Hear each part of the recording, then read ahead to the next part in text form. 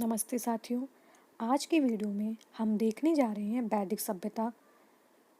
वैदिक सभ्यता से संबंधित जितने भी प्रश्न हैं जो भी परीक्षाओं में पूछे गए हैं, आज हम वो देखेंगे। आपको स्क्रीन पर वैदिक सभ्यता के समय की नदियाँ तथा उनके पुराने नाम अंकित दिखाई दे रहे होंगे, जो हैं कुंभ, कुर्रम, कुभा काबुल को कहते थे, बितस्ता झेलम को कहते थे, अस्कनी चिनाब, परुश्रणी रावी नदी को, सतुद्री सतलज नदी को, बिपासा ब्यास नदी को, सदानीरा गंडक, द्रसधती घग्गर नदी को, गोमती गोमल और सुवस्तु स्वातु। ये सब हैं प्राचीन नाम। और सिंधु का सिंध। तो इस प्रकार से हम देख रहे हैं वैदिक सभ्यता। वैदिक काल का विभाजन दो भागों में किया गया है। ऋग्वेदिक काल जो 1500 से लेकर 1000 ईसा पूर्व तक है, और दूसरा उत्तर वैदिक काल जो 1000 से 600 ईसा पूर्व में किया जाता है। वैदिक काल का विभाजन दो भागों में होता है, ऋग्वेदिक काल और उत्तर वैदिक काल। आर्य सर्वप्रथम पंजाब एवं अफगानिस्तान में बसे। मैक्स मूलर ने आर्यों का मूल निवास स्थान मध्य एशिया को माना है। यह एक ग्रामीण सभ्यता थी और आर्यों की भाषा संस्कृत थी। इस प्रकार आर्यों की प्रशासनिक इकाई आरोही क्रम में है: कुल, ग्राम, विस, जन, राष्ट्र। ये सब हम वैदिक सभ्यता से संबंधित जानकारी इस वीडियो के माध्यम से प्राप्त कर रहे हैं। उम्मीद करते हैं कि आपको आज की सीरीज पसंद आएगी। तो चलिए अब हम वैदिक सभ्यता से संबंधित जितने भी प्रश्न हैं सभी देखते हैं। तो शुरू करते हैं। आर्य शब्द इंगित करता है श्रेष्ठ वंश को। आर्य प्राचीन भारत, यूरोपीय एवं प्राचीन ईरानी भाषा बोलने वालों के लिए प्रयुक्त शब्द है। क्लासिकीय संस्कृत में आर्य शब्द का अर्थ है एक उत्तम व्यक्ति। अगला, अथर्ववेद में औषधियों से संबंधित है। ऋग्वेद में ईश्वर की महिमा, यजुर्वेद में कर्मकांड, सामवेद में संगीत का विस्तृत उल्लेख मिलता है। तो ये जो प्रश्न हम देख रहे हैं ये सभी पूछे गए प्रश्न हैं। ऋग्वेद में धनाढ्य व्यक्ति के लिए किस शब्द का प्रयोग किया गया? गौमत। किस उपनिषद में चारों आश्रमों का सर्वप्रथम उल्लेख किया गया है? जावल उपनिषद में। जितने भी प्रतियोगी परीक्षाएं हैं और जिनमें भी वैदिक काल से संबंधित प्रश्न आते हैं वो सभी इस वीडियो में आपको प्राप्त होंगे। सबसे पुराना वेद कौन सा है? तो वो है आपका ऋग्वेद। भारतीय साहित्य में वेद सर्वाधिक प्राचीन है। ये चार हैं: ऋग्वेद, सामवेद, यजुर्वेद, अथर्ववेद। और सबसे सर्वाधिक महत्वपूर्ण है ऋग्वेद, यही प्राचीन भी माना गया है। त्रयी नाम है तीनों वेदों के। ऋग्वेद में हम स्रोत एवं प्रार्थनाएं हैं, इनमें कुल 1028 ऋचाएं हैं। यजुर्वेद में स्रोत एवं कर्मकांड वर्णित है। सामवेद के पद गेय रूप में यानी कि संगीत में स्रोत हैं, जिनकी उद्गाता पुरोहित गाता था। यथर्वेद में 20 अध्यायों एवं 731 ऋचाओं में तंत्र मंत्र एवं वशीकरण के संदर्भ में साक्ष्य हैं। ये सभी प्रश्न बहुत ही महत्वपूर्ण हैं। तो ऋग्वेद में हम स्रोत एवं प्रार्थनाओं के बारे में पढ़ते हैं। यजुर्वेद में स्रोत एवं कर्मकांड वर्णित है। सामवेद संगीत में स्रोत है। और अथर्ववेद में हम तंत्र मंत्र एवं वशीकरण से संबंधित देखते हैं। चार वेदों में से किस वेद में जादुई भाषा, जादुई माया और वशीकरण का वर्णन है? वो है अथर्ववेद में, जो कि अभी हमने समझा था। ऋग्वेद में कितनी ऋचाएं हैं? 1028 ऋचाएं हैं। ऋग्वेद का कौन सा मंडल पूर्णतः सोम को वर्णित है? ऋग्वेद में कुल 10 मंडल हैं। इसके 9वें मंडल के सभी 114 मंत्र सोम को समर्पित हैं। किसका संकलन ऋग्वेद पर आधारित है? तो वो है आपका सामवेद का। सामवेद में कुल 1810 छंद, इसमें 75 को छोड़कर सभी उपलब्ध हैं। सामवेद का संकलन ऋग्वेद पर आधारित है। भारत के किस स्थल की खुदाई से लौह धातु के प्रचलन के प्राचीनतम प्रमाण मिले हैं? वो है अतरंजी खेला। भारत में लोहे की प्राचीनता संबंधी साहित्यिक स्रोतों की पुष्टि पुरातात्विक साक्ष्यों से होती। अहिछत्र, अतिरंजी खेड़ा, आलमगीरपुर, समस्त। अगला प्रश्न है, ऋग्वेद संहिता का 9वां मंडल किसको समर्पित है? सोम और इस पे नामकरण देवता को। अगला प्रश्न, यज्ञ संबंधी विधि विधानों का पता चलता है यजुर्वेद में। अगला प्रश्न, उपनिषद पुस्तकें हैं दर्शन पर। उपनिषद दर्शन पर आधारित पुस्तकें हैं। भारतीय दर्शन का मुख्य आधार तथा वैदिक साहित्य का अंतिम वर्ग उपनिषद है। इन्हें वेदांत भी कहा जाता है। उपनिषद का अर्थ शिष्य द्वारा ज्ञान प्राप्ति हेतु गुरु के समय बैठना है। उपनिषदों का मुख्य विषय है दर्शन। तो इनसे संबंधित प्रश्न और जितने भी इनके दर्शनकारी हैं वो हम इस वीडियो के आखिरी में देखेंगे। मुख्य दर्शन। किस एक वैदिक साहित्य में मोक्ष की चर्चा मिलती है? किस एक वैदिक साहित्य में मोक्ष की चर्चा मिलती है वो हम देखने जा रहे हैं।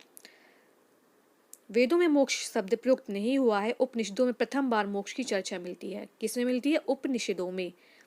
मोक्ष शब्द उपनिषदों में प्रयुक्त नहीं हुआ है। यह शब्द श्वेताश्वर उपनिषद में पहली बार आया है। अगला, अध्यात्म ज्ञान के विषय में नचिकेता और यम का संबंध किस उपनिषद में प्राप्त होता है? कठोपनिषद में। मोस्ट इंपॉर्टेंट प्रश्न है। कठोपनिषद में यम और नचिकेता का संवाद उल्लिखित है, जिसमें आचार्य यम ने नचिकेता को उपदेश दिया है, ना इस आत्मा का कभी जन्म होता है और ना ही कभी मृत्यु होती है। यह आजन्मा, नित्य तथा शाश्वत है। अगला है, वैदिक नदी अश्कनी की पहचान निम्नलिखित किस नदियों में से किस एक के साथ की जाती है? तो ये है आपकी चिनाब नदी से, जो हमने पूर्व में देखा है मैप के द्वारा। ऋग्वेद में किन नदियों का उल्लेख अफगानिस्तान के साथ आर्यों के संबंध का सूचक है? कुभा और क्रमु। कुभा, काबुल और क्रमु। उपनिषद काल के राजा अश्वपति शासक थे कैकेयी के। उपनिषदों के कुछ 36 राजाओं के उल्लेख प्राप्त होते हैं जो विद्वान दार्शनिक थे, जिन्होंने ब्राह्मणों को विज्ञान दिया था। इन राजाओं में विदेह के राजा जनक, पांचाल के राजा प्रवाहन, जावली, कैकेयी के राजा अश्वपति और काशी के राजा अजातशत्रु प्रमुख थे। अगला प्रश्न, आरंभिक वैदिक साहित्य में सर्वाधिक वर्णित नदी है, वो है सिंधु नदी। अगला प्रश्न, वैदिक नदी कुभा का स्थान कहाँ निर्धारित होना चाहिए? अफगानिस्तान में। ये सभी मैचिंग के लिए हैं जो अभी हमने पूर्व में देखे हैं। किन नदियों के आधुनिक नाम आज में क्या है और पूर्व में क्या है? तो हमने जैसा कि देखा कि कुभा का नाम है काबुल, परुष्णी का नाम है रावी, सदा नीरा गंडक को कहते हैं और सुतुद्री सतलज को कहते हैं। तो इन नदियों को बार बार आप देख लीजिएगा। अगला है, कौन सी प्रथा चतुष्ट वैदोत्तर काल में प्रचलित हुई? तो वो थी ब्रह्मचर्य, गृहस्थ आश्रम, वानप्रस्थ, संन्यास। आश्रम व्यवस्था का प्रचलन वेदोत्तर काल में हुआ। आश्रम शब्द की उत्पत्ति श्रम धातु से हुई है। अगला प्रश्न, वैदिक साहित्य में कई विदेशी स्त्रियों का उल्लेख मिलता है जिन्होंने वेदों की रचना की थी। अपाला, घोषा, विश्व, बारा, लोपामुद्रा आदि। अगला प्रश्न है, ऋग्वेदिक काल में निष्क शब्द का प्रयोग एक आभूषण के लिए होता था, किंतु परवर्ती काल में इसका प्रयोग इस अर्थ में हुआ सिक्का के रूप में। व्याख्या देखेंगे, वैदिक काल में निष्क एक आभूषण होता था। अगला प्रश्न है, धर्म तथा वृत्त भारत की प्राचीन वैदिक सभ्यता के एक केंद्रीय विचार को चित्रित करते हैं। इस संदर्भ में निम्नलिखित कथनों पर विचार कीजिए। पहला, धर्म व्यक्ति के दायित्व एवं स्वयं तथा दूसरों के प्रति व्यक्तिगत कर्तव्यों की संकल्पना थी। अगला पॉइंट, ऋतु और मूलभूत नैतिक विधान था जो सृष्टि और उसमें अंतर्निहित सारे तत्वों के क्रियाकलापों को संचालित करता था। तो ये दोनों ही सही हैं। अगला है, कौन सा ईरान से भारत में आर्यों के आने की सूचना देता है? वोगजगुई अभिलेख से ऋग्वेदिक काल के देवताओं इंद्र, वरुण, मित्र तथा नासत्य का उल्लेख मिलता है। इसमें ज्ञात होता है कि वैदिक आर्य ईरान से होकर ही भारत में आए होंगे। आर्यों के बारे में किस देश में लिखा था? बाल गंगाधर तिलक ने आर्यों के आदि देश के बारे में लिखा था। अगला प्रश्न, गोत्र शब्द का सर्वप्रथम उल्लेख हुआ था ऋग्वेद में। विशेष कबीलों का दातम्य विश्व शब्द से स्थापित किया गया, जिसका अनुवाद गोत्र है। अगला प्रश्न देखेंगे, जिस ग्रंथ में पुरुष मेद का उल्लेख हुआ है वह है सतपथ ब्राह्मण। सतपथ ब्राह्मण यजुर्वेद का ब्राह्मण है। प्राचीन इतिहास के साधन के रूप में वैदिक साहित्य में ऋग्वेद के बाद सतपथ ब्राह्मण का स्थान है। पुरुष मेद का उल्लेख सतपथ ब्राह्मण में ही हुआ है। अगला, उत्तर वैदिक काल में किनको आर्य संस्कृति का धुर समझा जाता था? अंग और मगध। अगला, ऋग्वेद काल में जनता निम्न में से मुख्यतः किसमें विश्वास करती थी? बलि एवं कर्म कांड में। ऋग्वेदिक काल में यज्ञ की प्रधानता थी। यह हिंसात्मक अहिंसात्मक दोनों ही होता था। देव पूजा के साथ साथ पितरों की पूजा भी होती थी। अगला, प्रसिद्ध 10 राजाओं का युद्ध किस नदी के तट पर लड़ा गया? तो ये है परुष्णी नदी के तट पर, जिसमें भरतों के राजा सुदास ने उन विरोधी जातियों को हराया जिनसे परुष्णी नदी पर शेप पक्था और उत्तर पश्चिम की सहयोगी जातियां आ मिली थीं। अगला प्रश्न वही है, ऋग्वेद में उल्लेखित प्रसिद्ध 10 राजाओं का युद्ध किस नदी के किनारे लड़ा गया? तो ये परुष्णी, और इसका वर्तमान में नाम है परुष्णी नदी का रावी, जिसे हम बोलते हैं रावी। तो ये बहुत बार पूछा गया प्रश्न है। अगला प्रश्न है, किस नदी को ऋग्वेद में माते तमा, देवी तमा, नदी तमा संबोधित किया गया है? तो वो सरस्वती नदी को। अगला प्रश्न, उस जनजाति का नाम बताइए जो ऋग्वेदिक आर्यों के पंचजन से संबंधित नहीं है। किकट, बाकी ये सभी पंचजन से संबंधित हैं। यदु, दस्यु, पुरु, अनु, तुर्वस। अगला, वैदिक युग में प्रचलित लोकप्रिय शासन प्रणाली थी वंश परंपरागत राजतंत्र था। अगला, वैदिक युगीन सभा मंत्री परिषद थी। वैदिक काल में सभा एवं समिति नामक 2 संस्थाएं राजा की निरंकुशता पर नियंत्रण रखती थीं। संभवतः सभा कुलीन या वृद्ध मनुष्यों की संस्था थी जिसमें उच्च कुल में उत्पन्न व्यक्ति ही भाग ले सकते थे। इसके विपरीत समिति संविधारण की सभा होती थी जिसमें जनों के सभी लोग शामिल होते थे। किस वेद में सभा और समिति को प्रजापति की 2 पुत्रियां कहा गया है? तो वो यथर्वेद में कहा गया है। अगला प्रश्न, प्राचीन काल में आर्यों की जीवनोपार्जन का मुख्य साधन था शिकार। अगला, ऋग्वेद में उल्लिखित यव किस कृषि उत्पाद हेतु प्रयुक्त शब्द है? वो जौ के लिए यव शब्द का प्रयुक्त हुआ है। आयुर्वेद अर्थात जीवन का विज्ञान का उल्लेख सर्वप्रथम मिलता है अथर्ववेद में।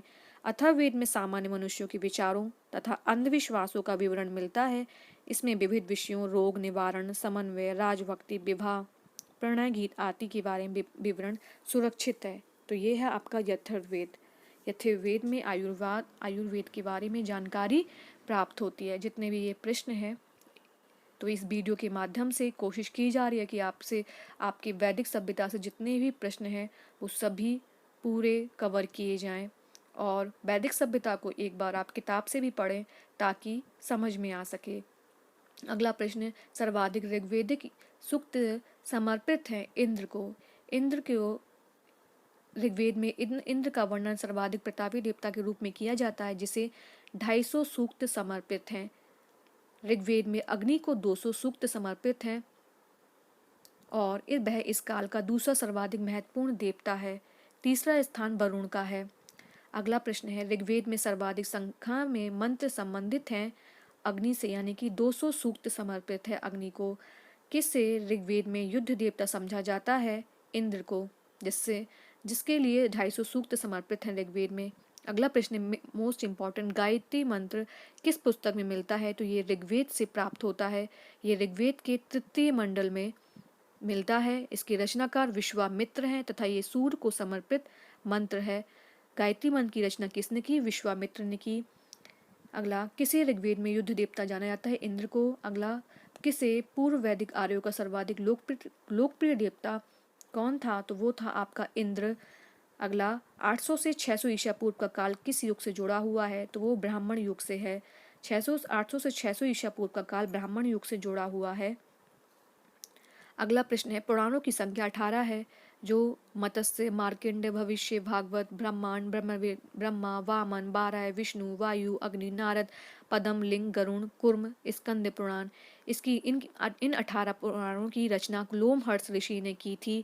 अगला प्रश्न है, श्रीमद् भागवत गीता मौलिक रूप में किस भाषा में लिखी गई थी? तो ये संस्कृत में लिखी गई थी। अगला प्रश्न, किस काल में अछूत की अवधारणा स्पष्ट रूप से उद्धृत हुई थी? तो ये हुई थी धर्मशास्त्र के समय में। धर्मशास्त्र के समय में सूत्र काल में 4 वर्णों ब्राह्मण, क्षत्रिय, वैश्य एवं शूद्र के अतिरिक्त समाज में अन्य अनेक जातियों के बारे में जानकारी मिलती है। अगला प्रश्न है, मोस्ट इंपॉर्टेंट प्रश्न है, सत्यमेव जयते किस उपनिषद से लिया गया है? तो सत्यमेव जयते शब्द मुंडकोपनिषद से लिया गया है। इसका अर्थ है सत्य की ही विजय होती है। यह भारत के राजचिन्ह पर भी अंकित है।